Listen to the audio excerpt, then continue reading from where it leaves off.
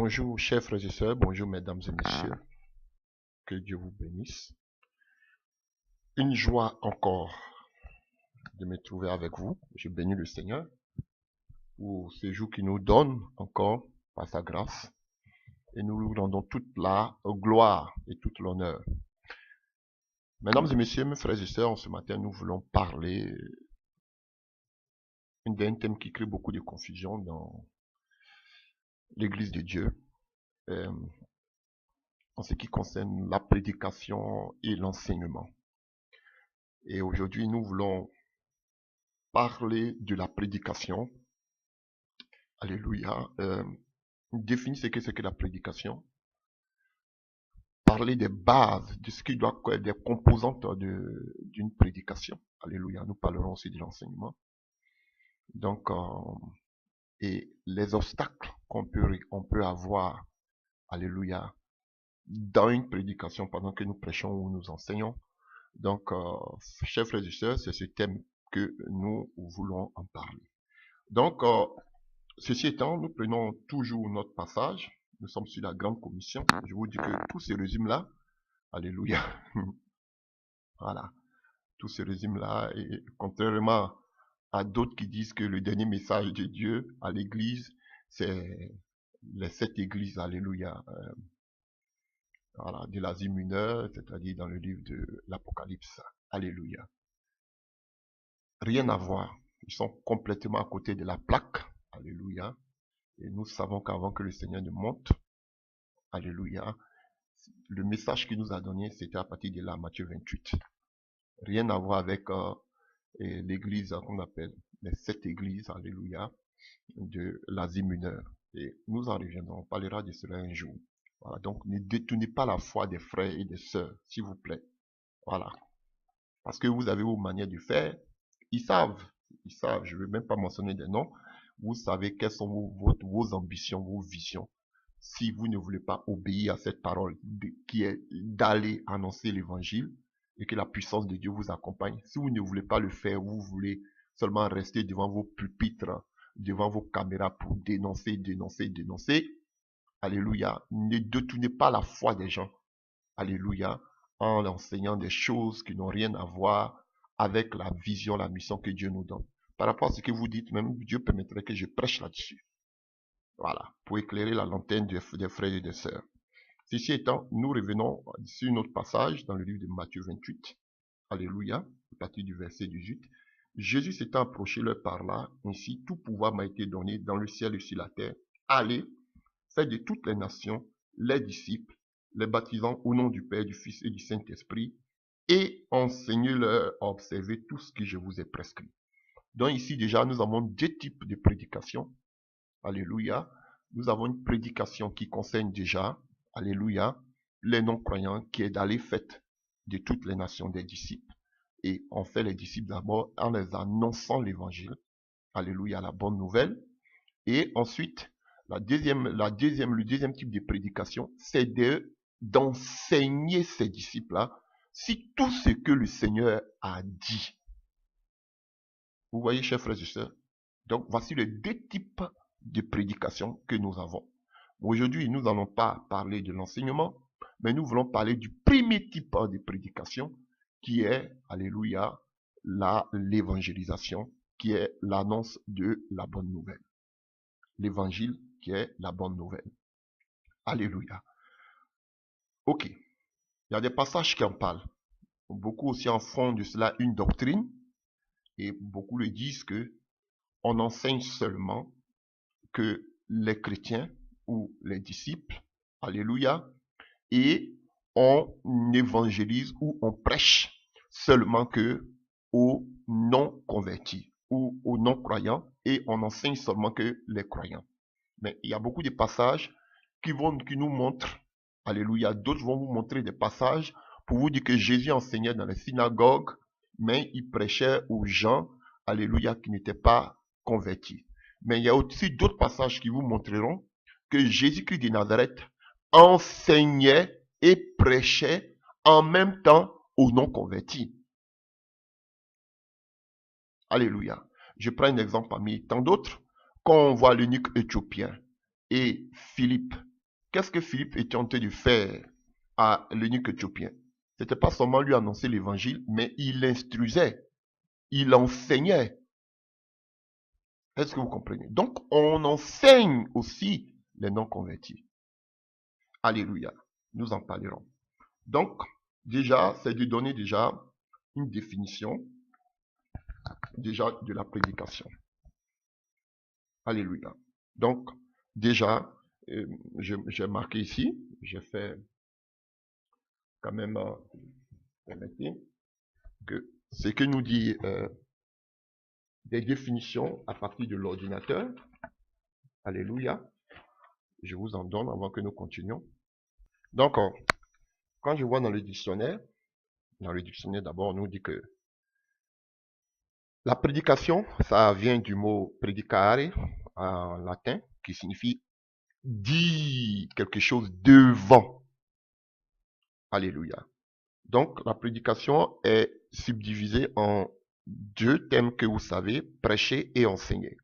Donc, ça veut dire le fait de prêcher, alléluia, la prédication veut dire être devant des personnes et parler.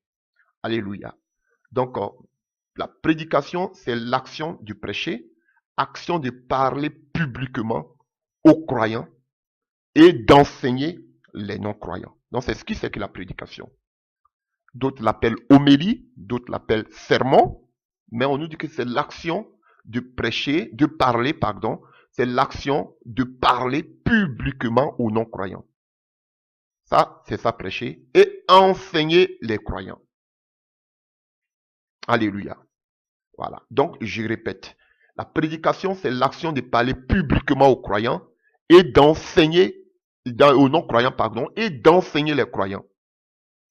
Donc, annoncer, d'autres versions vous diront, c'est annoncer l'évangile aux non-croyants et enseigner la foi aux croyants. Alléluia. Et on vous dira aussi que enseigner, c'est donner des instructions, des préceptes. Alléluia. Voilà. Donner une doctrine, donner une instruction. Alléluia. Donc, l'enseignement, c'est l'acte d'instruire, de former d'autres personnes.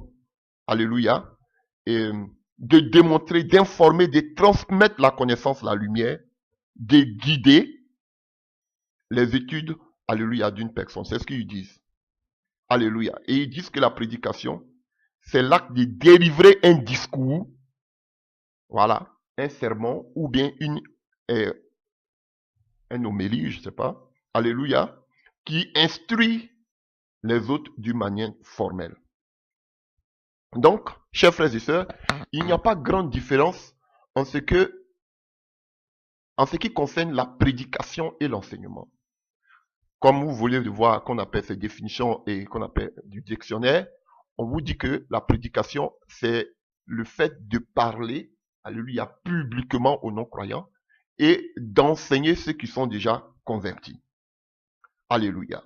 Et d'autres vont vous le prouver par certains passages où on faisait la distinction entre ceux qu'on enseignait et ceux qu'on pouvait, et qu'on appelle, ceux qu'on enseignait qui étaient déjà des convertis et ceux qu'on prêchait qui étaient, alléluia, des non-croyants. Alléluia. Et il y a des passages, par exemple, comme ça, sur lesquels alléluia, il s'appuie, alléluia. Par exemple, comme ça, vous prenez le livre de Luc 5, à partir du verset 17, on vous dira que un jour, Jésus enseignant, les pharisiens et les docteurs de la loi étaient assis, venus de tous les villages de la Galilée et de la Judée et de Jérusalem. La puissance du Seigneur se manifestait par les guérisons. Alléluia. Donc vous voyez, on dit que Jésus-Christ enseignait un certain nombre de personnes, des gens déjà qui avaient la connaissance, qui étaient des gens qui étaient déjà assis. Donc c'est à cela qu'on amenait la connaissance. Alléluia. Et on voit ici dans le livre des Actes 5 que, alléluia, que les disciples, après avoir été jetés en prison, alléluia, on voit ici que ils sont délivrés par le Seigneur et qu'est-ce qu'ils font à partir de Acte 5, à partir du verset 19. Mais un ange du Seigneur ayant ouvert pendant la nuit les portes de la prison, les fils sortis, eux leur dit, allez, tenez-vous dans le temple et annoncez au peuple toutes les paroles de cette vie. Ayant entendu cela, ils entrèrent dès le matin dans le temple et il s'est mis à enseigner. Donc voici des passages ici pour lesquels beaucoup se basent pour dire qu'au fait, on enseigne seulement que, alléluia, une catégorie de personnes. Là, on va arriver sur l'enseignement. Alléluia. Donc, l'enseignement est pour, qu'on appelle pour des gens, pour des croyants, pour des gens qui sont seulement, qu'on appelle dans des temples, dans des lieux, c'est là qu'ils doivent être enseignés. Mais il y a d'autres passages que je vais vous montrer qui seront le contraire. Alléluia. Pour repartir au tout début, vous devez savoir que déjà, dans la Bible, on a eu beaucoup de personnes qui étaient de véritables prédicateurs. Noé, en son temps, a crié à Alléluia, parce que c'est ça la prédication, parler publiquement. On voit que Noé a averti, Alléluia, il a prêché l'évangile.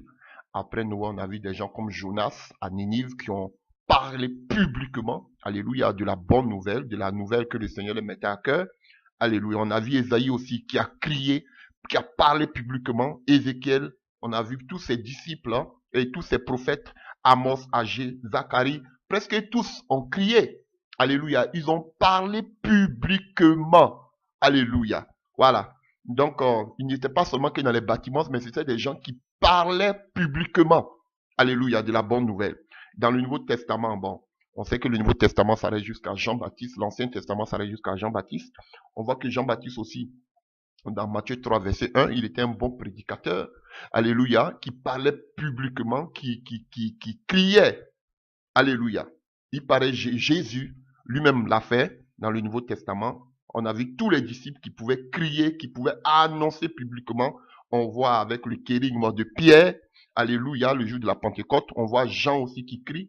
Tous les apôtres, les disciples. On voit Philippe qui crie aussi à qu'on appelle en Samarie, alléluia, qui parle publiquement sans parler de Paul, alléluia. Et on voit Paul aussi qui parle à Timothée, alléluia, qui dit à Timothée, vous connaissez ce passage, on voit même que Paul donne 2 recommandations à Timothée, son fils, en ce qui concerne, alléluia, l'enseignement et la prédication.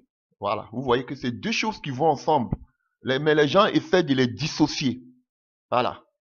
Donc, un prédicateur doit être un enseignant aussi doit être un prédicateur. Chers frères et sœurs, j'entends beaucoup dire que chacun reçoit un don de Dieu, mais vous allez voir partout dans la Bible que c'est des gens qui prêchaient et en même temps qui enseignaient. Alléluia. Par exemple, prenons un exemple dans le livre de 1 Timothée 4, alléluia, à partir du verset 13. Que dit Paul à Timothée? Jusqu'à ce que je vienne, applique-toi à la lecture, à l'exhortation et en l'enseignement. Ne néglige pas le don qui est en toi et qui t'a été donné par prophétie avec l'imposition des mains de l'Assemblée des anciens. Alléluia. Donc ici, il dit à son fils de s'appliquer en l'enseignement. Ça, c'est dans le premier livre de Timothée. Et quand on prend le deuxième livre de Timothée, 2 Timothée 4, alléluia, à partir du verset 2, alléluia, il dit quoi à son serviteur? Prêche la parole. Cette fois-ci, vous voyez, là, on avait vu qu'il lui disait enseigne. Maintenant, ici, il lui dit prêche la parole. Insiste en toute occasion favorable ou non, reprend censure, exhorte avec toute douceur et en instruisant. Donc, vous voyez, la prédication aussi instruit. Car il viendra un temps où les hommes ne supporteront pas la saine doctrine, mais ayant la démangeaison d'entendre des choses agréables, ils se donneront à une foule de docteurs. Vous voyez, qu'est-ce que la prédication a à voir avec les docteurs? Donc, vous voyez, donc, je vais vous dire à quel moment, quelle est la différence entre la différence se situe entre la prédication et l'enseignement. On en parlera. Donc, vous voyez, chers frères et sœurs, donc, l'enseignement et la prédication, il n'y a pas un grand écart entre la prédication et l'enseignement. Vous voyez, même la prédication instruit. Quelqu'un qui prêche, il instruit. Alléluia. Et on a vu que la prédication, c'est quelqu'un, c'est se mettre devant. Prêcher. Oui, fort. Maintenant, l'enseignement, je vais vous donner plus tard l'enseignement. Quelle est la différence? Comment vous pouvez... La différence est minime entre l'enseignement et la prédication. Mais les gens, ils ont conclu tout court que la prédication, c'est pour les non-croyants et que, alléluia, qu'on appelle l'enseignement, c'est pour les croyants. Ce qui n'est pas tout à fait vérifié dans la parole de Dieu. Alléluia. Donc, on voit que même Timothée aussi était un bon prédicateur. Il y avait des prédicateurs. On a vu que de nombreux croyants, eux aussi, ils étaient des prédicateurs. Donc, vous pouvez le voir dans le livre des Actes 8, verset 4, Actes 15, verset 35. Et vous allez voir que tous les chrétiens maintenant sont appelés à être des prédicateurs. Ah oui, frère, c'est la vérité. Tous les chrétiens sont appelés à être des prédicateurs. Matthieu 28, verset 19. Allez, faites de toutes les nations mes disciples. Et on voit Marc 16 à partir du verset 15. Alléluia. Donc vous voyez, maintenant, il y avait des gens qui étaient choisis, depuis on voit déjà depuis l'Ancien Testament, mais au fur et à mesure qu'on monte dans le temps, vous allez voir qu'il y a des gens qui étaient choisis. C'était déjà Jean-Baptiste, les apôtres. Après, Paul, l'apôtre des païens. On a vu les Timothée, alléluia, des Grecs. Vous avez vu, plus tard, qui sont devenus, alléluia, et on voit que plus tard maintenant, de nombreuses personnes ont commencé à enseigner, ont commencé à prêcher, et plus tard, on verra maintenant que c'est tous les chrétiens que Jésus-Christ appelle à être des prédicateurs et des enseignants. À être des prédicateurs. Alléluia. Tout le monde doit être des prédicateurs. Ah oui, frère, c'est la vérité. Nous sommes tous appelés à être des prédicateurs de l'évangile, de la bonne nouvelle, à répandre l'évangile abondamment de Christ. Alléluia. Voilà. Nous lisons Matthieu 24, verset 15, on verra 14, on verra que cette bonne nouvelle sera répandue afin de servir de témoin dans toutes les nations. Et ça fait tous les chrétiens qui sont appelés à le faire. Et quand nous voyons dans l'Ancienne Alliance, quel était le contenu de la prédication de ces gens-là, de ces prophètes qui ont parlé, qui ont prêché, alléluia, dans l'Ancienne Alliance? Dans l'Ancienne Alliance, le contenu de la prédication de ces prophètes-là, c'était des messages de jugement. Alléluia. Vous avez le temps, vous avez Jonas par exemple, qui Dieu voulait amener un jugement sur Ninive. Vous avez vu, Dieu l'amène pour annoncer ce jugement. Alléluia. Et il y a plein de passages, et vous voyez, avec Ézéchiel, Jérémie, qui ont prophétisé, qui ont crié, qui ont parlé de qu'on appelle le jugement d'Israël, qui allait être amené en captivité à Babylone. Ce sont des gens qui ont crié. Donc c'était des jugements qu'ils apportaient. Alléluia. Et aussi, ils amenaient aussi des messages d'espoir. Donc, les prédications, le thème de leur prédication, c'était pour annoncer, c'était des messages de jugement et des messages d'espoir. Il y a tellement de passages qui lui parlent dans l'Ancien Testament. Alléluia. Et plus tard, nous allons voir maintenant dans la Nouvelle Alliance, sur quoi, quel était le fondement, que doit être le fondement de nos prédications. Chers frères et sœurs, on va parler aujourd'hui et on va vous montrer toutes ces fausses bonnes nouvelles. Alléluia. Ces fausses prédications, ces fausses évangélisations aujourd'hui qui pullulent aujourd'hui dans nos églises. Alléluia. Donc, chers frères et sœurs, nous allons voir dans la Bible, il y a plein de passages qui en parlent, que Jésus-Christ de Nazareth, alléluia, et plein de, même les disciples, combinaient, alléluia, à la fois la prédication et l'enseignement. Ça veut dire que Jésus prêchait en même temps il enseignait. Alléluia. Donc, chers frères et sœurs, donc nous verrons que quand nous prenons déjà, comme on appelle la grande commission, en Matthieu 28, chers frères et sœurs, la Bible n'a pas dit, Jésus n'a pas dit, et enseigner une partie de ceux, alléluia, qui sont devenus des disciples. Il dit, allez faire de toutes les nations les disciples, et enseignez-leur à observer ce que je vous ai prescrit. Donc la Bible ne dit pas qu'on doit prendre une partie pour enseigner. On enseignait tous ceux qui étaient des disciples. Alléluia. Et dans le raisonnement théologique, ils veulent nous faire croire que, alléluia, il y a un type de personne, un genre de personne qu'on doit enseigner. Et les autres, on ne doit pas les enseigner. On enseigne tous les disciples. Alléluia. Voilà. Donc, ils vont vous dire que il y a un nombre de personnes qu'on ne doit pas enseigner et les autres, eux, ils doivent rester seulement au niveau de, qu'on appelle de la prédication, de l'évangélisation. Non, chers frères et sœurs. Et voyons quelques exemples. Alléluia. Prenons par exemple le livre de Matthieu 9 à partir du verset 35. Matthieu 9 à partir du verset 35. On nous dit que Jésus parcourait toutes les villes et les villages, enseignant dans les synagogues, prêchant la bonne nouvelle du royaume et guérissant toutes les malades, les infirmités. Alléluia. Et nous prenons encore d'autres passages pour parler de ce que je suis en train de dire. Donc nous avons pris Matthieu 9. Alléluia. Nous pouvons prendre Matthieu 11, juste à côté. Matthieu 11 à partir du verset 5. Matthieu 11 à partir du verset 5.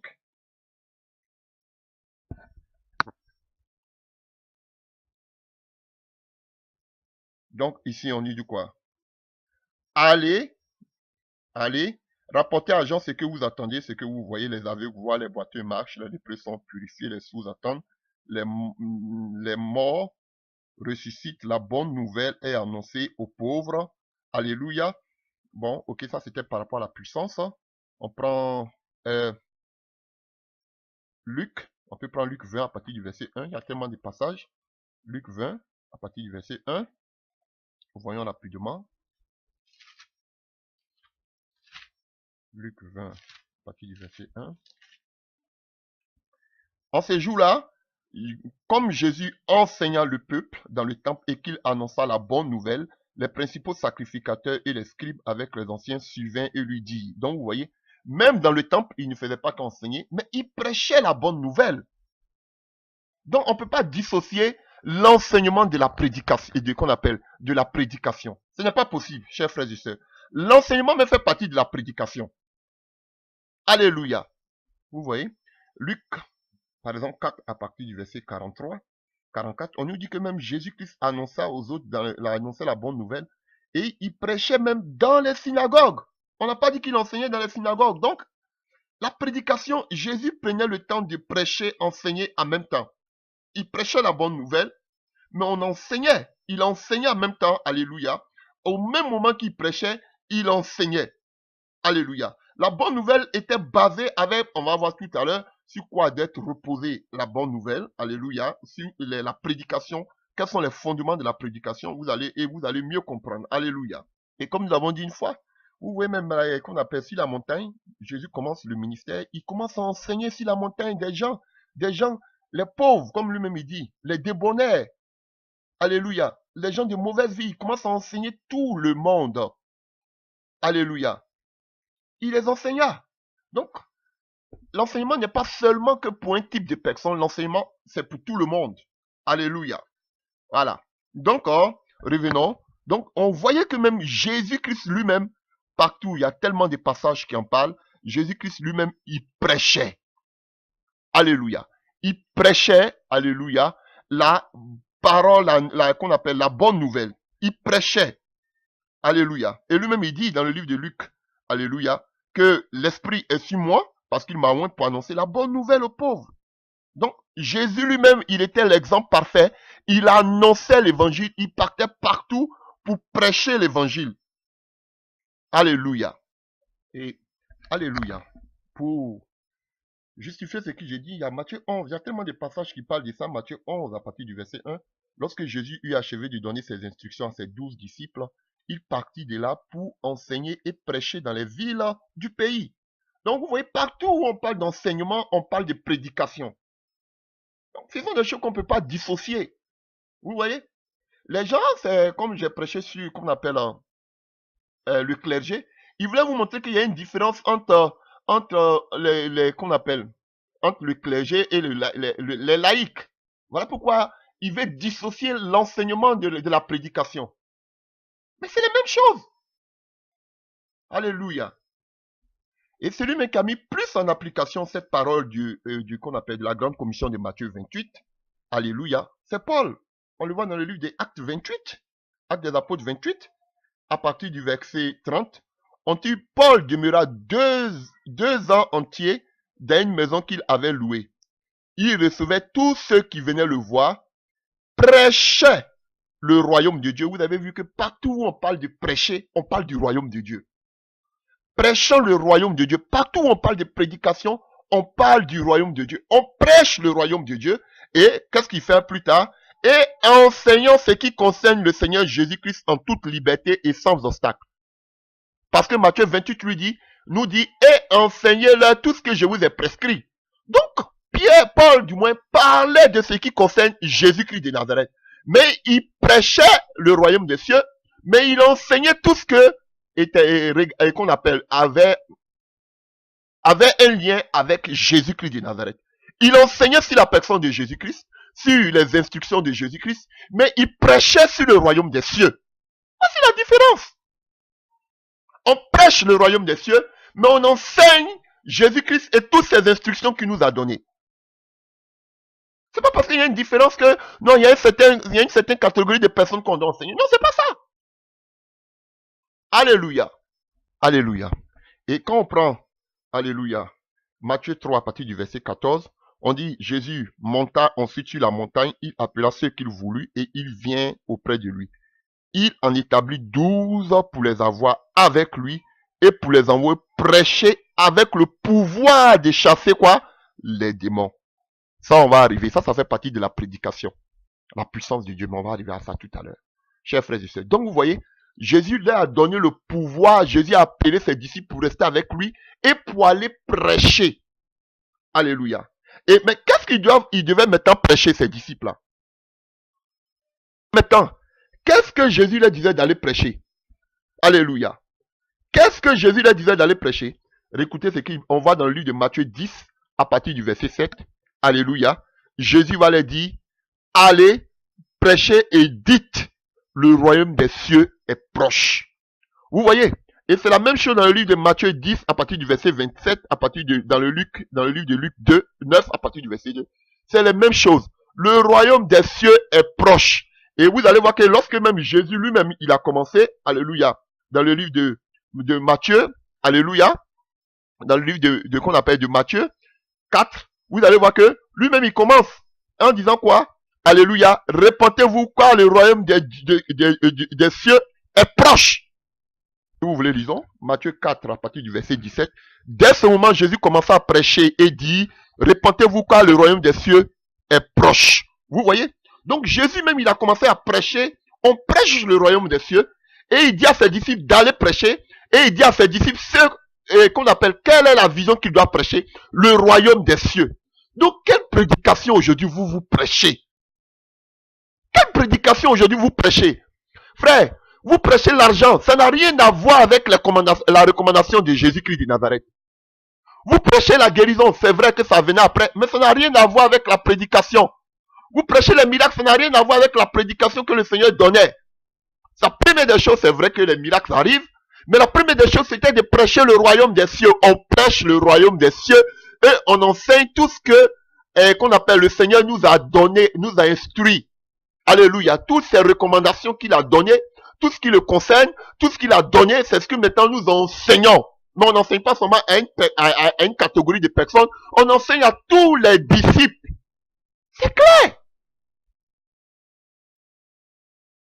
Donc, une prédication qui n'a rien à voir avec le royaume des cieux, mais ce n'est pas une prédication qui vient de Dieu. Tous ces prédicateurs aujourd'hui, qui prêchent de tout et de rien. Mais vous allez voir, pendant 1 an, 10 ans, 20 ans de ministère, ils vont jamais prêcher sur le royaume des cieux. Mais ce ne sont pas des prédicateurs.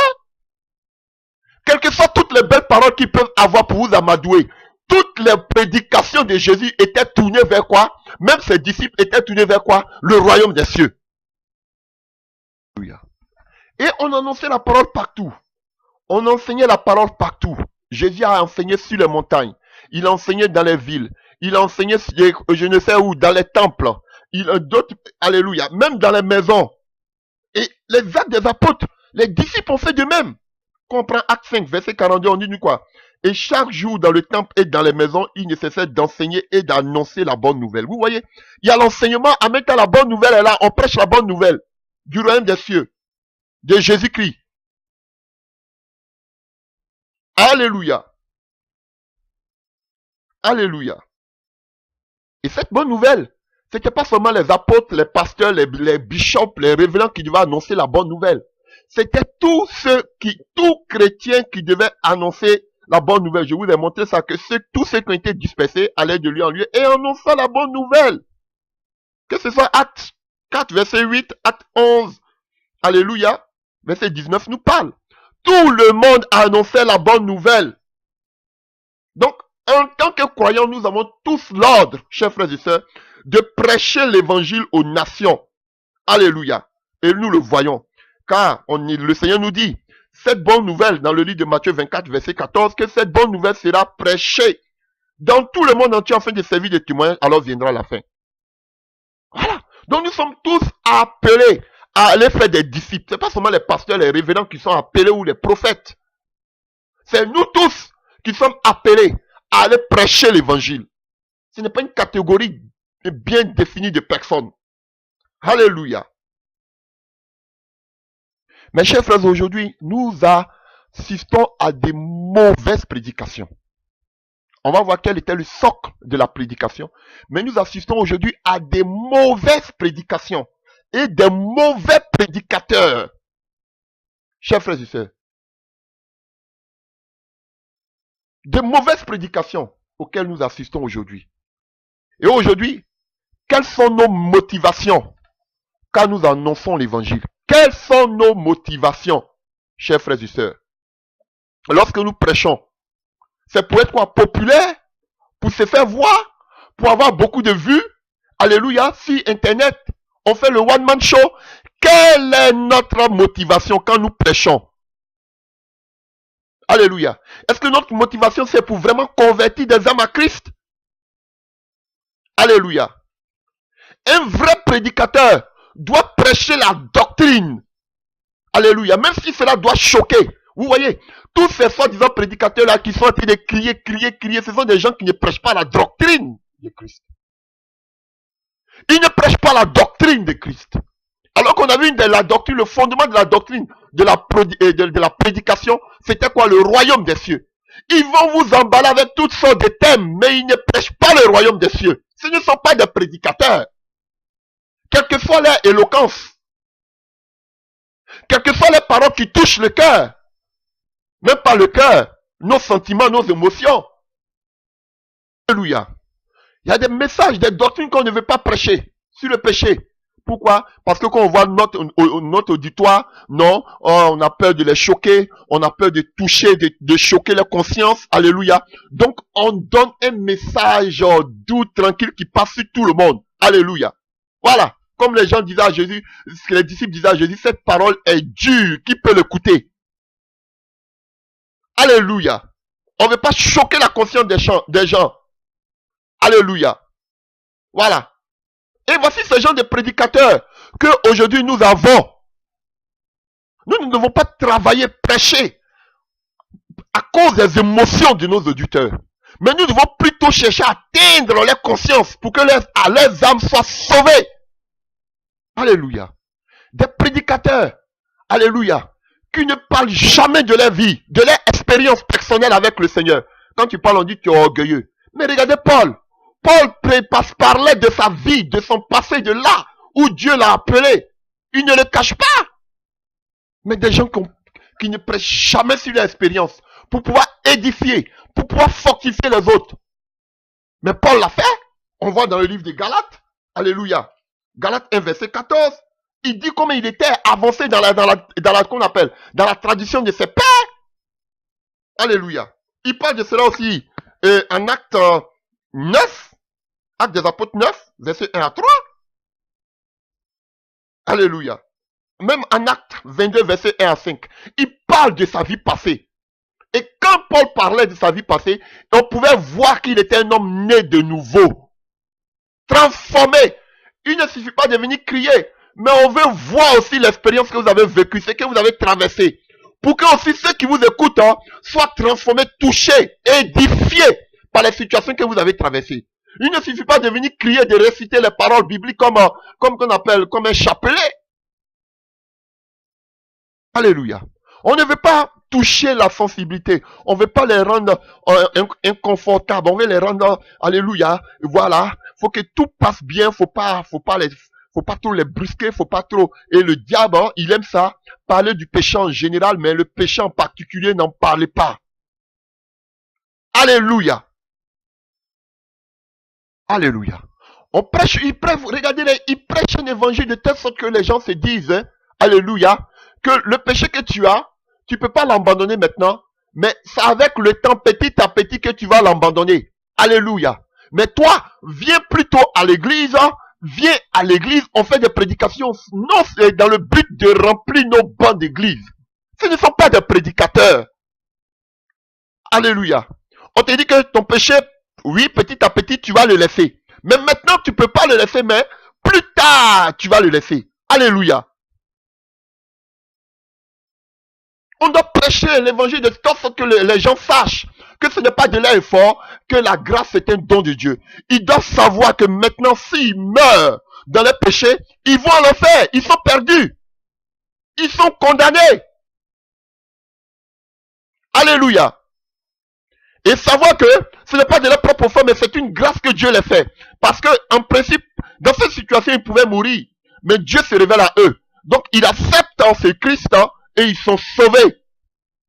On doit prêcher, alléluia, l'évangile, alléluia, comme étant un remède à une maladie. On ne doit pas cacher le remède, alléluia. Voilà. Donc, la maladie du pécheur, c'est le péché et c'est la mort, c'est l'enfer. Mais le remède, c'est Jésus-Christ de Nazareth. Chers frères et sœurs, voici de tels prédicateurs dont nous avons besoin. Mais on assiste aujourd'hui à des prédications qui n'ont rien à voir avec l'évangile. Alléluia. Aujourd'hui, on assiste à des prédications où on vous parle de la prière du pécheur. Qu'est-ce que cela sous-attend? C'est-à-dire que les gens, ils vont commencer, ils vont crier, parce que j'appelle même pas ça des prédications. Ils vont commencer à crier, et puis tout d'un coup, on vous dit qui veut donner sa vie à Jésus, venez devant. Bon, il faut répéter après moi. Seigneur Jésus, je te donne ma vie, oh à partir d'aujourd'hui, merci parce que tu m'as aimé, merci parce que je suis devenu chrétien, au nom de Jésus-Christ, amen, je suis chrétien. On dit vous êtes chrétien, vous pouvez aller vous asseoir. C'est la sorcellerie.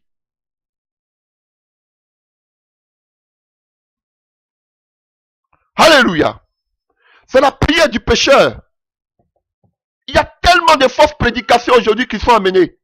Alléluia. Quand vous prenez Actes des Apôtres 2, verset 38, quand Pierre a fini de prêcher, on nous dit que quoi? Quelque chose qui est puissant. On dit les gens qui étaient venus là à Jérusalem, ils étaient vivement touchés. Vivement touchés dans leur fort intérieur. Mais aujourd'hui, les gens qui sont là, à qui vous prêchez, ne sont pas touchés par la vérité de l'évangile qui les transforme. Non. Qui les libère. Non. Voilà pourquoi vous êtes obligé de faire des appels. Qui veut donner sa vie à Jésus, mon ami? C'est pas Pierre qui a dit qui veut donner sa vie. Eux-mêmes, ils ont été vivement touchés. Il dit, frère, que ferons-nous? Et Paul leur donne la solution. Voilà pourquoi vos soi-disant églises, bâtiments sont remplis de personnes non converties. Parce qu'on ne veut pas mettre le doigt là où ça fait mal. Parce que les gens ne sont pas transformés, non de nouveau. Ils viennent, mais aucune transformation intérieure. Aucune nouvelle naissance en eux. Alléluia. Lorsque Dieu amène Philippe devant l'eunuque, il a enseigné. Et l'eunuque lui dit, qu'est-ce qui m'empêche? Qu'est-ce qui m'empêche? Il était touché par la parole. Mais les gens que vous annoncez l'évangile ne sont pas touchés par l'évangile. Ils sont touchés par vos spectacles, comme les gens de Samarie étaient touchés par le spectacle de qu'on appelle, de Simon le magicien. C'est tout. Et ces gens-là, ils n'ont pas long feu. Parce que la parole de Dieu ne les a pas transformés intérieurement. Alléluia. Et plus tard, vous allez vous rendre compte que ils deviennent des Ananias et Saphira au milieu du peuple. Parce qu'il n'y a aucune conversion au milieu en eux. Alléluia. Et vous les voyez, la prière du pécheur. Le Messie n'a même pas abandonné son ancienne vie. On dit, viens, faut répéter. Répète. Oui, Seigneur Jésus. Oui, Seigneur Jésus. Je te donne ma vie. Je te donne ma vie. Alléluia. Ça, c'est la sorcellerie. Ça doit être une conviction personnelle. Ou une deuxième manière de prédicateur qui prêche très mal. Alléluia. Ils mettent plutôt l'accent sur quoi? Le baptême. Voilà. Parce que si tu es baptisé, tu seras sauvé. Et les gens se disent que, si je suis baptisé, je serai sauvé. J'étais au catholique. On nous disait ça. Tu es baptisé, confirmé, tu es sauvé. C'est ce qu'on nous disait. J'ai toujours cru quand j'étais au catholique. Et je me croyais même saint parce que je suis baptisé, confirmé. Frère. Et Paul même l'a dit. Alléluia. Prenons dans le livre de 1 Corinthiens 1 à partir du verset 17. Beaucoup mettent aujourd'hui l'accent. Non, viens te faire baptiser. Et rapidement, brrr, qui va être baptisé? On court, on vient baptiser. Et puis après, on voit que les gens n'ont même pas abandonné leur ancienne vie. Et plus tard maintenant, c'est pour crier l'enfer, l'enfer. Non, c'est depuis le début. Vous n'avez pas peur. Vous criez parce que vous avez mis une mauvaise base. Donc vous êtes obligé de crier pour les rattraper. Non! Parce que vous pensez que la solution c'était dans les baptêmes. Oui, on a baptisé 10 000 personnes, on a baptisé 500 000 personnes. Frère, voilà. Ce sont de mauvaises prédications. Alléluia. 1 Pierre et 1 Corinthiens 1. À partir du verset, on peut partir à partir du verset 14. Je rends grâce à Dieu. C'est Paul qui dit, hein. Je rends grâce à Dieu de ce que je n'ai... Attendez, je vais un peu loin. Christ est-il divisé? Paul a-t-il été crucifié pour vous? Ou est-ce au nom de Paul que vous avez été baptisé? Je rends grâce à Dieu de ce que je n'ai baptisé aucun de vous, excepté Crispus et Gaius, afin que personne ne dise que vous avez été baptisés à mon nom. J'ai encore baptisé la famille de Stéphanas. Du reste, je ne sache pas que j'ai baptisé quelque autre personne, pardon. Ce n'est pas pour baptiser que Christ m'a envoyé, mais c'est pour annoncer l'évangile, et cela sans la sagesse du langage, afin que la croix de Christ ne soit pas rendue vaine. Alléluia, car la prédication de la croix est une folie pour ceux qui périssent. Vous voyez? Paul dit ce n'est pas pour baptiser que Christ l'a appelé. D'autres vont dire que oui, si Paul n'a pas baptisé beaucoup de personnes, c'est parce qu'il était plus basé sur l'enseignement. Ça, c'est la sorcellerie, ce que vous dites là. C'est la sorcellerie. Voilà, parce que vous voulez justifier vos baptêmes que vous faites à n'importe quelle seconde là, où ils disent que non, si Paul n'a pas baptisé, si Paul n'a pas beaucoup baptisé, c'est parce que Paul était trop dans l'enseignement. Mais c'est du mensonge ce que vous dites. Vous voulez amuser. Non, vous êtes trop rusés, vous là. Alléluia. Paul dit que Dieu ne l'a pas appelé pour baptiser. Dieu l'a appelé pour annoncer la bonne nouvelle. Ça veut dire que quelqu'un peut être baptisé puis ne pas être sauvé. Voilà. Donc, c'est un mauvais évangile. Et beaucoup pensent qu'aujourd'hui, pour que je sois sauvé, il faut que je me baptise. Oui, parce que la Bible a dit, vous serez baptisé, vous serez sauvé. Alléluia. Donc, il faut que je me baptise. Et les gens n'abandonnent pas le péché, ils viennent, ils se baptisent. Et on dit que, oui, avec le temps, le péché, tu vas le laisser. Non! On va voir sur quoi était basée la prédication de Jésus-Christ de Nazareth. Vous allez voir. Jésus n'est pas venu pour baptiser. Paul dit que Dieu l'a pas appelé pour baptiser. Vous pensez que Jésus-Christ n'aimait pas les âmes? Il aimait les âmes. Mais quand le jeune riche est venu, puis Jésus dit, va vendre ce que tu as, et puis viens sur moi. La Bible dit que le jeune, il est parti triste. Pourquoi Jésus n'a pas couru derrière lui pour dire, bon, viens, ça va aller petit à petit, ton argent là, ça va aller petit à petit, viens, parce que je suis venu pour gagner les âmes. Jésus l'a laissé partir.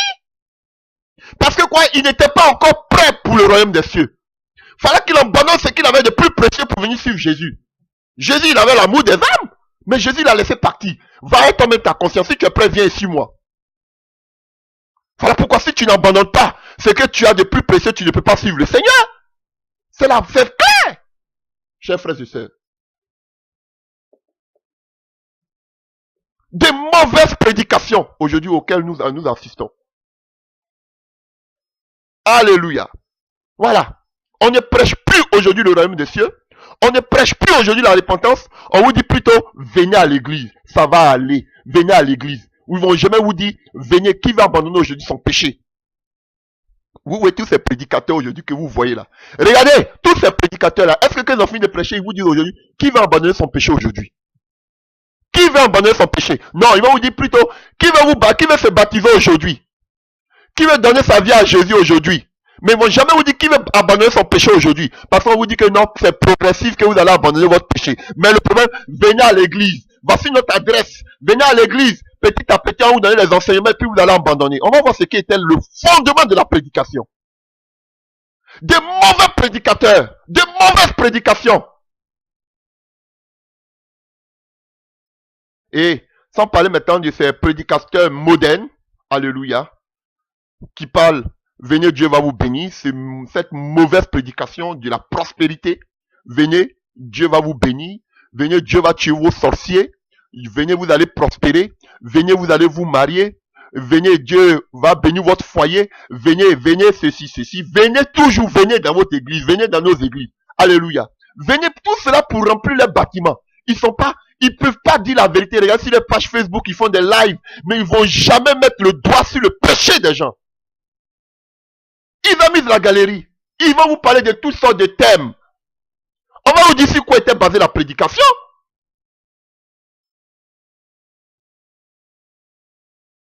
Maintenant, vous forcez les gens à se convertir. Non. Vous forcez les gens à venir dans vos bâtiments que vous appelez église. Non. La personne doit être convaincue, touchée. Comme au jour de la Pentecôte, la première prédication, le kérigme. Alléluia. Oh frère, que ferons-nous? Eux-mêmes, ils suppliaient. Parce qu'ils avaient soif. Mais les gens aujourd'hui dans vos églises, ils n'ont pas soif. Ils ne sont pas nés de nouveau. Ils sont là. Parce que la base était fausse. On leur enseignait un mauvais message. Vous savez ce qui faisait la puissance de l'église primitive? C'est parce que la base était solide. Les gens ont commencé, sont repentis sincèrement, ont abandonné les... Vous voyez, on dit même Paul que les féticheurs, tout cela, ils venaient abandonner les fétiches, on brûlait. Les gens étaient sincères. Et là, où il y a la sincérité, le royaume des cieux, la repentance est prêchée, la gloire de Dieu se manifeste. Automatiquement. Voilà. C'est pas parce que seulement ils ont reçu la puissance. C'est vrai que la puissance avait son rôle à jouer, mais Pierre n'a pas dit le jour de la Pentecôte, venez recevoir le Saint-Esprit, il dit d'abord repentez-vous. Alléluia. Beaucoup prêchent Christ par envie, comme il le dit dans le livre de Philippiens 1 à partir du verset 15. Quelques-uns, il est vrai, prêchent Christ par envie. Alléluia. Voilà. Et il dit quoi? Ils sont animés, alléluia, annonçant Christ par des motifs qui ne sont pas purs. Des faux prédicateurs qui ont des motifs cachés, des agendas cachés. Ils ne prêchent pas Christ de façon pure, mais parce qu'ils ont des motifs, des intérêts cachés. Alléluia. Paul dit, si j'annonce l'évangile, 1 Corinthiens 9, verset 16, ce n'est pas pour moi un sujet de gloire, mais les gens volent la gloire à Christ. Alléluia. Allez, 1 Corinthiens 9, à partir du verset 16. Si j'annonce l'évangile, ce n'est pas pour moi un sujet de gloire. Parce que la nécessité est manière imposée. Mais malheur à moi si je n'annonce pas l'évangile. Je le fais de bon cœur, j'en ai ma récompense. Mais si je le fais malgré moi, c'est une charge qui m'est encore. Quelle est donc ma récompense? C'est d'offrir gratuitement l'évangile de Christ que j'annonce sans user de mon droit de prédicateur de l'évangile. Alléluia. Il prêche Christ. Il prêche par motif, alléluia. Et par qu'on appelle de gloire. Paul dit que ce n'est pas pour lui un sujet de gloire. Les gens prêchent parce qu'ils veulent se faire voir. Ils veulent se faire connaître. Qu'on dise que c'est un bon orateur. Qu'on dise que c'est un bon enseignant. Oui, voici des motifs impurs. Paul dit que c'est pas parce qu'il a vu d'empêcher, parce que c'est une nécessité pour lui. Alléluia. Des prédicateurs qui se prêchent eux-mêmes. Alléluia. Comme dit Paul dans le livre de 2 Corinthiens 4. Alléluia. Alléluia. Nous ne nous prêchons pas nous-mêmes. C'est Jésus-Christ le Seigneur que nous prêchons. Et nous disons, vos serviteurs à cause de Jésus-Christ. Alléluia. Aujourd'hui, ils se prêchent eux-mêmes. Au lieu d'être des serviteurs, ils sont devenus des rois. Ces prédicateurs d'aujourd'hui. Tous à leurs pieds. Tout le monde à leurs pieds. On doit les vénérer. On doit les révérer. Alléluia. Des révérends, des bishops, des bishopettes. Alléluia. Tous des grands. Et vous vous dites, vous êtes des serviteurs, des servantes. Vous n'êtes pas des serviteurs, des servantes. Vous êtes des maîtres, des maîtresses, des rois, des reines. Parce que vous vous prêchez vous-même. Ils prêchent pour un motif sordide. Ils ont pour Dieu leur gros ventre. Ils prêchent pour leur ventre. Et on voit que Jésus-Christ était le véritable prédicateur. Il a tellement enseigné, prêché, même qu'il allait prêcher jusqu'à même dans le séjour des morts. Oui, aux hommes qui étaient captifs. Pierre nous dit ça. 1 Pierre 3, à partir du verset 4, 19 du moins. On dit qu'il allait prêcher aux esprits en prison, qui étaient autrefois incrédules. Il allait prêcher même jusqu'au séjour des morts. Alléluia. La prédication ne doit pas caresser dans le sens du poil. On voit ce que Paul dit à Timothée. Alléluia. Alléluia. Attendez que je prenne. Voilà. Il dit à Timothée. Timothée. Alléluia. Prêche la parole, insiste en toute occasion favorable ou non. Reprend, censure, exhorte avec tout douceur en instruisant. Car il viendra un temps où les hommes ne supporteront pas la saine doctrine. Mais ayant la démangeaison d'entendre les choses agréables, ils se donneront à une foule de docteurs. Alléluia. Et ils vont se détourner de la vérité. Donc frère, nous sommes dans un temps où il y a la séduction. On doit prêcher, on doit censurer. Alléluia. On doit insister à toute occasion, reprendre si cela est possible. Mais c'est pas ce qu'on voit.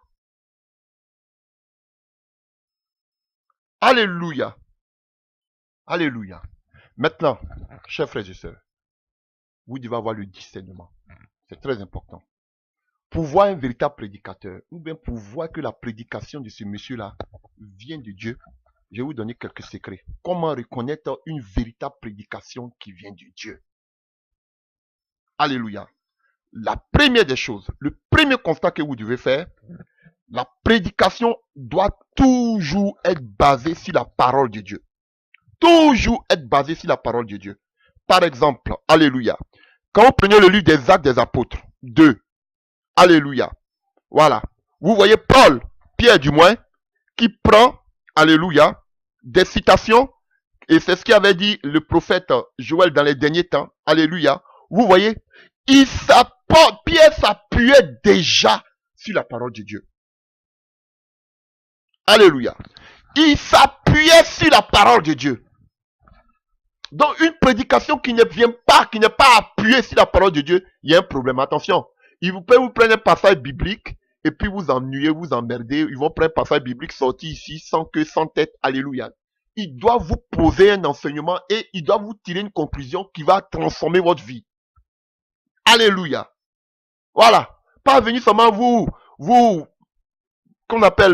lancer qu'on appelle la fumée aux yeux. Non. Tout doit être assis sur la parole de Dieu. Voilà. Donc il y a des gens aussi qui manipulent les versets bibliques pour venir vous donner. Donc vous devez avoir le discernement. Alléluia.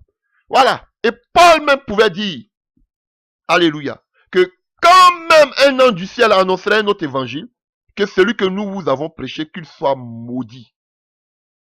Alléluia. Donc ça c'est vous le voyez dans le livre de Galates. Alléluia. Galates 1. Alléluia. Vous pouvez voir aussi 2 Corinthiens 1, 11 à partir du verset 4. Donc, la prédication doit avoir une assise, une base sur la parole de Dieu. Ça, c'est le premier qu'on appelle constat d'une véritable prédication. Alléluia. Alléluia. La deuxième des choses, alléluia.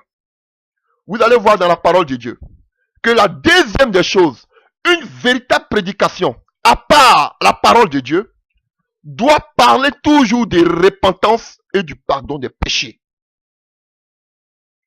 La repentance, vous allez voir, prenez Jean 3, prenons rapidement, Jean 3, aujourd'hui, donc vous voyez, vous allez comprendre beaucoup de choses aujourd'hui. Vous allez voir si ces gens, ça sont des prédicateurs, mais ce ne sont pas des prédicateurs. Alléluia. Jean 3, ne vous en faites même pas. Quand je vais sortir en live, là, c'est la prédication, là. Ils vont se dire, ah, papa, beaucoup de personnes ne l'écoutent pas. Donc, quand je vais sortir, là, je vais prêcher les mêmes choses, là. Vous allez voir. Je vous dis la vérité. Pour qu'on vous confonde, vous, les faux pasteurs, là, les faux prédicateurs. Voilà. Matthieu 3 et Jean 3, du moins, à partir de... Vous voyez? Matthieu 3 à partir du verset 1. En ce temps-là parut Jean-Baptiste, prêchant dans le désert de Judée, il disait, repentez-vous car le royaume des cieux est proche.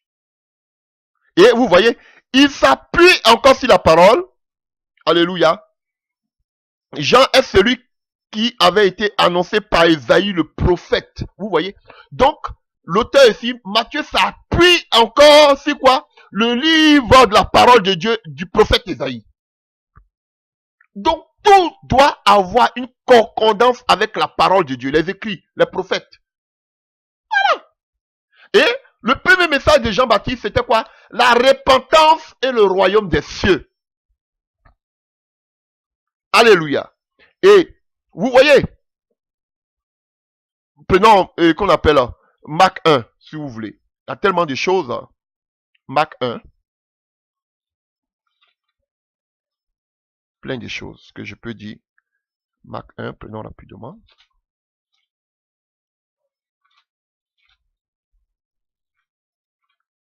Alléluia. Alléluia. J'ai dit Matthieu, Marc 1 encore parle de Jean-Baptiste. Matthieu 4, à partir du verset 17. Dès ce moment, Jésus commença à prêcher et dit, répentez-vous quoi, le royaume des cieux est proche. Vous voyez? Donc la première des choses, un véritable prédicateur doit s'appuyer sur la parole de Dieu. La deuxième des choses, une prédication doit parler de repentance. Repentez-vous.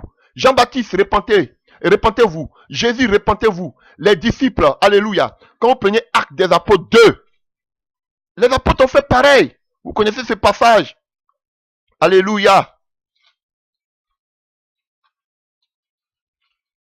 Acte 2, à partir du verset 38, Pierre a dit, après avoir entendu le discours, ce discours, la prédication, ils eurent le cœur vivement touché. Et il dit à Pierre et aux autres apôtres, hommes frères, que ferons-nous? Ils tremblaient sur le péché. Moi je dis qu'il pleure pour son péché. Pierre a dit, repentez-vous et que chacun de vous soit baptisé au nom du Seigneur Jésus-Christ. Repentez-vous. Mais c'est ça la base de la prédication. Regardez aujourd'hui tous ces gens-là, ce sont des prédicateurs. Est-ce que ce sont des prédicateurs? C'est pas parce que tu t'appelles révérend, ou bien tu as un grand lieu, ou bien que... Est-ce que tu prêches la parole, l'évangile? Je vous dis de quoi était composé l'évangile. L'évangile doit être fondé sur la parole de Dieu. L'évangile doit parler de la repentance. Alléluia. Voilà. Parce que Jésus même a dit, et la repentance et le pardon des péchés sera prêché en son nom à toutes les nations. Et alors viendra la fin. Luc 24, verset 47. Voilà. Alléluia. Voilà. Donc, on voit que il y a tellement de passages, alléluia, qui parlent de repentance. Alléluia. Ah, j'en ai tellement. Je ne sais pas si je dois tout lire. Marc 6, à partir du verset 12. Alléluia. Il partit et il prêchait la repentance. Il chassait beaucoup de démons et oignit beaucoup de malades. Et les guérissait. Ça, on parle des disciples. Les 12. Donc, vous voyez, ils ont fait quoi aussi? Alléluia. Ils sont partis et on a vu qu'ils prêchaient la repentance. Ils prêchaient la repentance. Alléluia. Voilà. Donc, beaucoup de passages parlent de cela. Même les apôtres. Alléluia. Si vous voulez. Acte 13, verset 38. Parle de cela aussi. Alléluia. Sachez donc, hommes frères, que c'est par lui que le pardon des péchés vous est annoncé et quiconque croit est justifié par de toutes les choses dont vous ne pouvez être justifié par la loi. Alléluia. Donc, alléluia, on prêche la repentance et le péché. Alléluia, qui est pardonné, le pardon des péchés. Pas par notre propre force, mais par la grâce en Jésus-Christ de Nazareth. Ça, c'est l'évangile. Et comme vous voyez partout, on parle de troisième des choses. Une première des choses, c'est la parole. Deuxième des choses, la repentance et le pardon des péchés.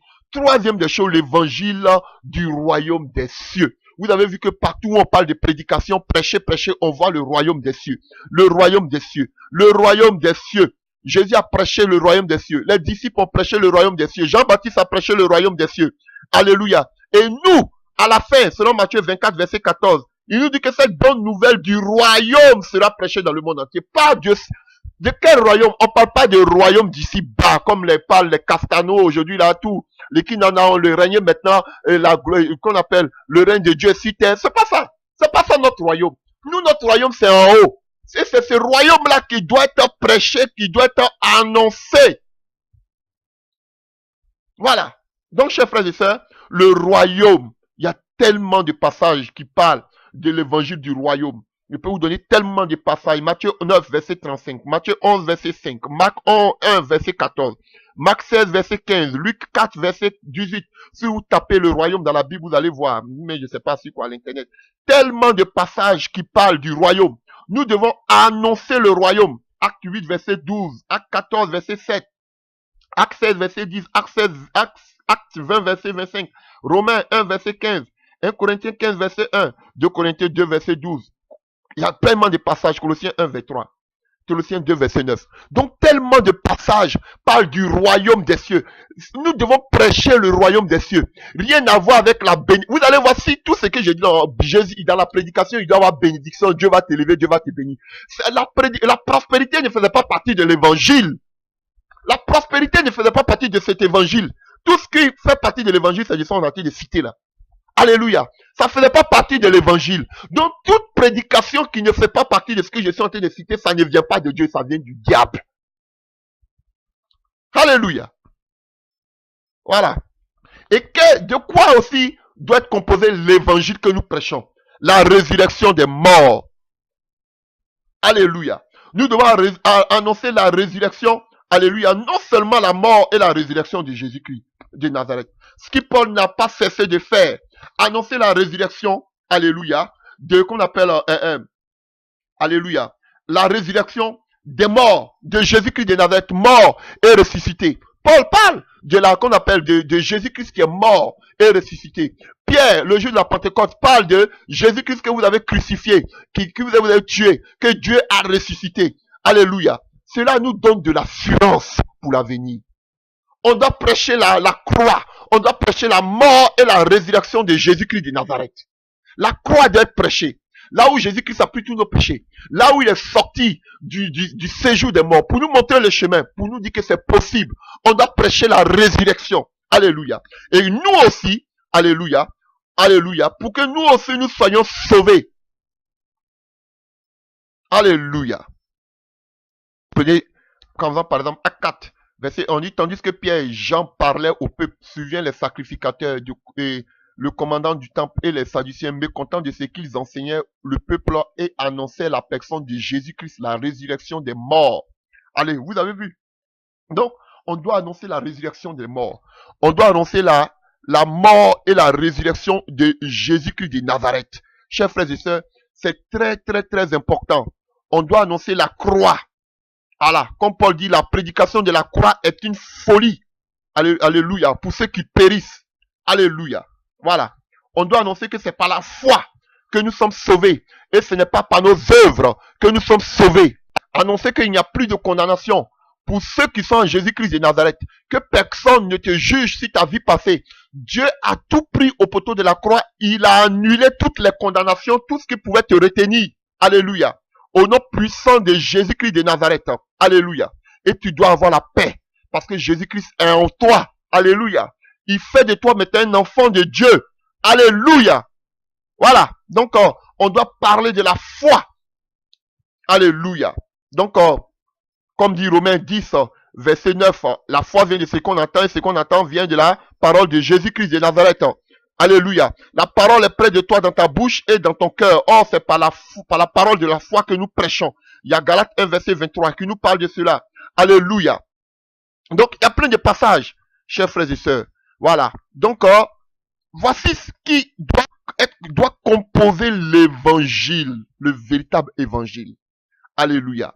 Notre évangile doit être, notre prédication doit être basée sur la parole, sur la repentance et le pardon des péchés, sur l'évangile du royaume, sur la mort et la résurrection de Jésus-Christ, sur la mort, sur l'enlèvement, alléluia, l'enlèvement de l'église, sur la parole de Dieu. Chers frères et sœurs, sur la parole de foi, nous sommes sauvés par la foi et non par les œuvres. Alléluia. Et nous devons, alléluia, nous sommes prêchés aussi la croix. Alléluia, chers frères et sœurs. Voici ce qui doit composer une véritable prédication. Alléluia. Et chers frères, le plus important dans la prédication, toute notre prédication doit parler du Christ. enseigner Christ, prêcher Christ. Alléluia. Christ étant le Messie. Tout le monde l'a fait. Paul l'a fait. Pierre l'a fait. Les disciples l'ont fait. Nous devons parler de Christ. Alléluia. Alléluia. Tous l'ont fait. Pierre a dit aux yeux du monde que Jésus-Christ était Christ en acte 2. Paul, alléluia, dans le livre des Actes 18, à partir du verset 5, alléluia, attesté par l'Esprit aux Juifs que Jésus-Christ était le Christ. Alléluia. On voit, alléluia, Apollos qui le fait aussi, en Acte 18, à partir du verset 28, publiquement démontrant par les Écritures que Jésus-Christ est le Christ. Alléluia. Tout notre message, tout notre enseignement, toute notre prédication, alléluia, doit être basé sur Christ. Et seulement que Jésus-Christ de Nazareth, alléluia. Tellement de passages, Acte 5, verset 42, Acte 8, verset 5, 9, verset 20, 17, verset 3, Romains 16, verset 5, Corinthiens 1, 19, Colossiens 1, 28. Tout notre enseignement doit être basé sur Christ. Nous devons enseigner tout ce qui concerne Jésus-Christ de Nazareth. Frère, un prédicateur qui ne vient pas parler de Jésus-Christ du début jusqu'à la fin, il a un problème. C'est pas un prédicateur de Jésus-Christ de Nazareth. Un prédicateur qui va venir commencer à parler un peu de Jésus et puis après il commence à faire ses choses, frère, ce n'est pas un serviteur de Jésus, c'est un embrouilleur. Alléluia, il doit vous annoncer tout le conseil de Dieu, comme Paul le dit, jusqu'à la fin. Alléluia. Et c'est sûr que s'il annonce réellement Christ, même les miracles se feront véritablement si c'est un véritable serviteur de Dieu dans le nom de Jésus-Christ de Nazareth. Alléluia. Donc, voici de quoi devait être composée une véritable prédication. Frère, comme nous avons lu plusieurs passages, la prédication doit être accompagnée d'une démonstration de puissance. Allez, frère, la démonstration de puissance doit accompagner la prédication et l'enseignement. On a vu trop de passages ici. Jésus prêchait la repentance, le royaume des cieux, et il donnait le pouvoir de guérir les malades. Alléluia. Tellement de passages qui en parlent. Alléluia. Voilà. Donc, chers frères et sœurs, tellement de passages que nous avons. Puis on donnait toujours à ses disciples d'aller de guérir les malades, de prêcher le royaume des cieux et de guérir les malades. Alléluia. Matthieu 9, verset 35. Jésus parcourait toutes les villes et les villages, enseignant dans les synagogues, prêchant la bonne nouvelle et guérissait toutes les maladies et toutes les infirmités. Alléluia. Les disciples aussi sont partis. Ils ont guéri les malades. Alléluia. Voilà. Donc, le Seigneur confirmait avec les apôtres tout ce qu'il prêchait. Alléluia. Et il démontrait sa puissance. Et on verra plus tard que Paul dira que ma parole et ma prédication ne reposaient pas sur les discours persuasifs de la sagesse humaine, mais sur une démonstration d'esprit et de puissance. 1 Corinthiens 2, à partir du verset 4. Tellement de passages. Marc 1, verset 13. Il y a tellement de passages. Luc 9, 1 Corinthiens 1, 17, Romains 15. Tellement de passages qui parlent. On a parlé plusieurs fois de cela. Alléluia. Donc, la prédication ou l'enseignement doit être aussi accompagné de la puissance de Dieu. Voilà. Donc, chers frères et sœurs, ils vont vous dire que non, Dieu a donné don à certains, Dieu a donné d'autres à certains. Frère, je vous dis, comme vous me dites que la puissance là même, elle fait partie de la parole. Quelqu'un qui a une puissance en dehors de la parole de Dieu, il a un problème. C'est pas un bon prophète. C'est pas un vrai serviteur de Dieu. Tu peux pas dire que moi j'ai la puissance, mais j'ai pas la parole. Il y a un problème. Parce que tout vient de la parole. Parce que la puissance même est dans la parole. Si tu n'as pas la parole, que tu as la puissance, d'où tu as tiré ta puissance? Tu dois t'enraciner dans la parole, frère. C'est de la prédication, alléluia, que se dégagera la puissance, l'onction. C'est de la parole. Donc, la puissance de Dieu accompagnait la parole qui sortait de la bouche des disciples. S'il n'y avait pas de parole, ça n'aurait pas sorti. Voilà, c'est ça qui est la vérité. Donc, frère, arrêtez de rêver. Alléluia. Pour dire que non, tel a reçu un don, tel n'a pas reçu un don. Alléluia. On va parler de l'enseignement. Nous devons tous enseigner. Oui, même si Paul dit alléluia, parce que l'enseignement fait partie de la prédication. Et quand Paul va dire oui, que tout le monde ne se mette pas à enseigner. Alléluia. On va parler de tout ça. Alléluia. Quand Paul dit que tout le monde ne se mette pas à enseigner, il dit la raison. Parce que nous serons jugés sévèrement. Donc il te dit, il faut prêcher, il faut enseigner, il n'y a pas de problème. Mais n'oublie pas que toi-même qui enseigne là, tu seras jugé sévèrement. C'est ça qui fait peur. Donc, si la prédication est relative à l'enseignement, maintenant pourquoi vous dites, Paul dit, je ne permets pas aux femmes d'enseigner, vous avez pris le problème de Corinthe là, vous avez mis dedans. Donc, la femme maintenant elle peut prêcher, mais elle ne peut pas enseigner. Alors que celle qui prêche, il n'y a pas de différence entre la prédication et l'enseignement. Voilà pourquoi vous avez mis vous-même une différence pour dire que non, on enseigne seulement à des gens on enseigne seulement aux chrétiens, à ceux qui sont, on enseigne à tous les disciples. On prêche aussi à toute personne. Voilà, à tout le monde, à tous les disciples, on prêche. Même dans la synagogue, Jésus prêchait le royaume des cieux. Donc, le royaume des cieux, là, les femmes n'ont pas le droit de prêcher aussi le royaume des cieux. C'est que Jésus a dit là, les femmes n'ont pas le droit. On en a vu Ananias et Saphira qui ont repris le grand Apollos sur la doctrine. On dit non, les femmes ne doivent pas pécher la doctrine. Mais Ananias, et il dit Ananias et Saphira. Oh. Apollos et puis sa femme, comment elle s'appelle là? Priscille. On reprit pas, qu'on appelle, comment ça s'appelle? Apollos sur la doctrine. Ils lui ont, comment on appelle, mis la véritable doctrine en face. Alors ça, c'est pas enseigné. Frère, arrêtez.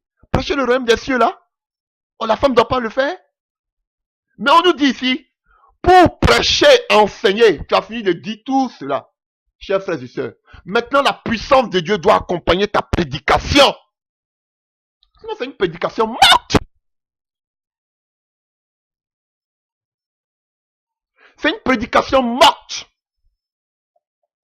La puissance de Dieu, vous prenez tout le Nouveau Testament, vous allez voir que la puissance de Dieu accompagnait, il guérissait les malades, il chassait les démons. Partout, frère. La prédication doit être accompagnée par la puissance de Dieu. C'est ce qu'est la vérité. Donc, regardez tous vos prédicateurs là. Voyez maintenant si tous les aspects que j'ai énoncés là, si ce sont des choses que vous voyez dans les prédications. Si vous ne voyez pas, ils ont un problème. Ils ont un problème. Alléluia.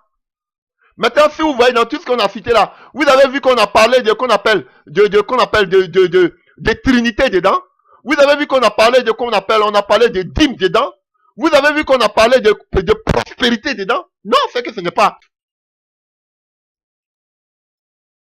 Voilà. Donc, tout enseignement qui ne passe pas sur ce message, il y a un problème. Il y a un problème. Alléluia. Et celui qui fait la prédication ou qui prêche, qui fait une prédication, on l'appelle le prédicateur. Et Paul nous donne trois aspects du prédicateur quand on prend le livre de Colossiens 1. Alléluia.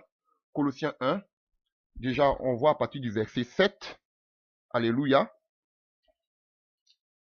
Voilà. Donc, on va vous donner un peu les qualités et les qualités d'un véritable, alléluia, prédicateur de l'évangile.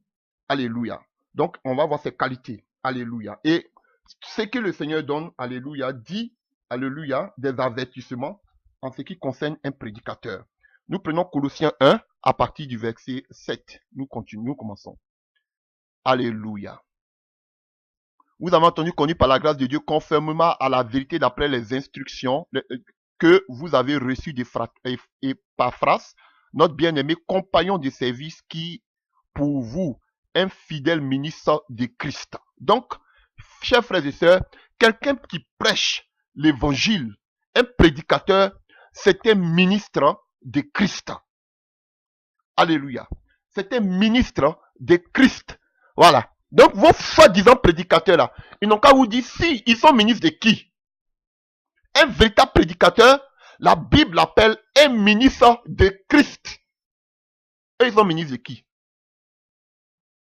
Alléluia. Parce que quand tu es ministre de Christ, tu es un ministre qui fait partie d'un gouvernement. Donc, le président, c'est qui? Voilà.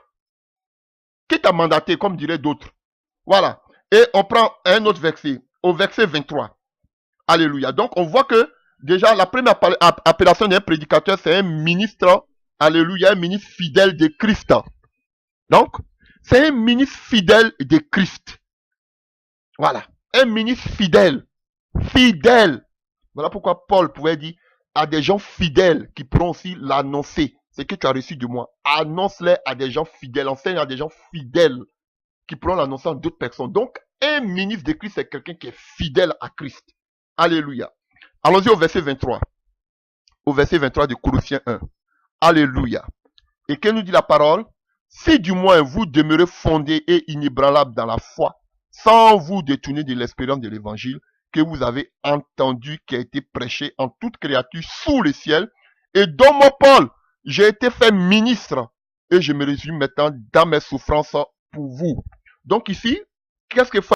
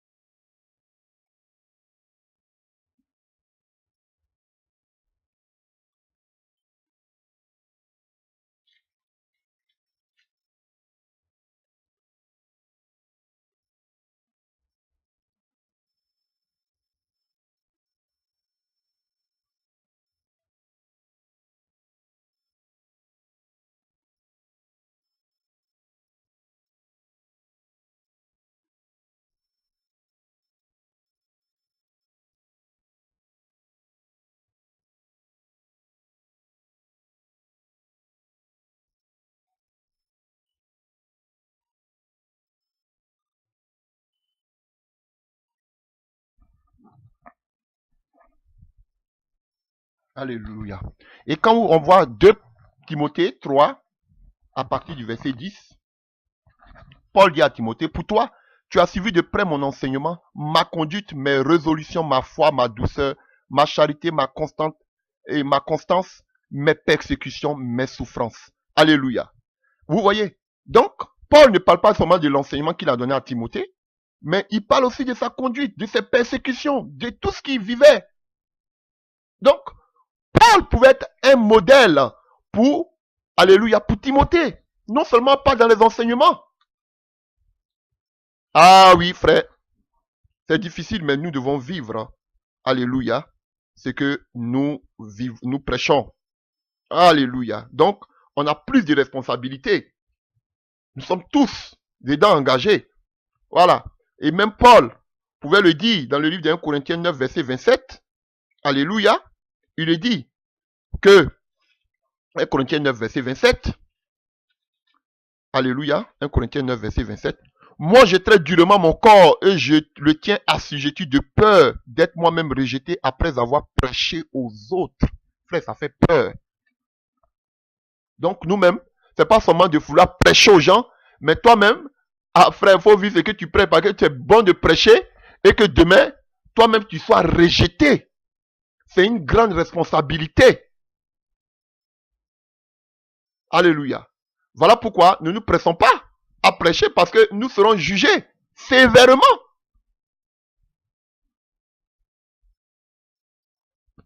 Alléluia. Alléluia. Et deuxième des choses, nous le voyons dans le livre de 1 Corinthiens 9, verset 16, comme je l'ai dit tantôt auparavant. Si j'annonce l'évangile, ce n'est pas pour moi un sujet de gloire, car la nécessité m'en est imposée. et malheur à moi si je n'annonce pas l'évangile. Frère, si tu prêches l'évangile, si tu es appelé à prêcher l'évangile, ce n'est pas pour qu'on appelle une motivation, un motif sordide. Ce n'est pas pour un gain. Lui-même, il va le dire. Alléluia. Mon rôle, c'est d'annoncer l'évangile sans user de mon droit de prédicateur. Mais aujourd'hui, beaucoup usent de leur droit de prédicateur. Alléluia. Donc, les gens ont des motifs, ont des agendas cachés. Donc, tu prêches l'évangile, c'est parce que ça t'en est imposé, parce qu'on a dit tout à l'heure que un prédicateur, c'est un ministre fidèle de Christ. Tu es fidèle à ton Dieu qui t'a envoyé. Donc, frère, tu ne prêches pas l'évangile pour un motif. Alléluia. Et comme Paul dit, vous prêchez l'évangile, vous prêchez pour le ventre, à cause de votre ventre. Et comme Pierre parle de ces gens-là, des faux prophètes, alléluia, alléluia, qui parlent pas à cause de quoi? Par cupidité. Alléluia. Et la vérité est calomniée à cause d'eux. Ils ont des paroles trompeuses, eux qui menacent depuis longtemps la condamnation et dont la ruine ne sommeille point. Alléluia. Vous voyez? Donc ce sont des véritables impies, alléluia, qui, par motif de cupidité, alléluia, ont des paroles mielleuses. Alléluia. Voilà, il le dit. Et vous voyez, ils se sont détournés de la vérité. Voilà. À cause de quoi? De la gloire de ce monde. Leur ventre. Alléluia. Chers frères et sœurs. Voilà. Donc, il y a beaucoup qui se sont égarés. Il y a beaucoup aujourd'hui qui prêchent pour un motif, pour un gain. Pour avoir de l'argent. Pour avoir la renommée. Pour se faire connaître. Alléluia. Voilà. Pour avoir de grosses voitures. Pour avoir une grande église. Donc, il y a des gens qui prêchent pour un motif quelconque. C'est déjà faux. Donc, nous devons faire attention. Paul dit que si lui annonce l'évangile, ce n'est pas pour un sujet de gloire. Mais beaucoup aujourd'hui prêchent pour de la gloire. Nu de gloire. Nu de gloire. Tout est gloire. La gloire. La gloire. Voilà pourquoi beaucoup prêchent aujourd'hui pour la gloire. Alors que Paul dit, ce n'est pas pour la gloire que lui prêche. Mais vous prêchez aujourd'hui pour la gloire. Il y a un problème. Alléluia. Encore. Et d'autres motivations. Alléluia. Beaucoup prêchent, alléluia, chers frères et sœurs. Prêchent pas, comme nous dit le livre de Philippiens 1, vous pouvez le lire. Alléluia, comme nous avons dit. D'autres prêchent pour des motivations. D'autres prêchent parce que, alléluia, parce que ils ont des prédications qui ne sont pas pures. Alléluia. Et une autre, donc, un véritable prédicateur ne doit pas avoir des motivations personnelles. Alléluia. Et un prédicateur aussi, alléluia. Sa prédication doit être basée sur la parole de Dieu. Alléluia. Voilà. Donc, j'ai beaucoup de choses à dire, mais je veux qu'on s'arrête là. Alléluia. Et je vais terminer par le livre de Colossiens que nous venons de lire tout à l'heure. Alléluia. Et Colossiens 1, c'était à partir du verset 24, 23, mais nous allons lire à partir du verset 23.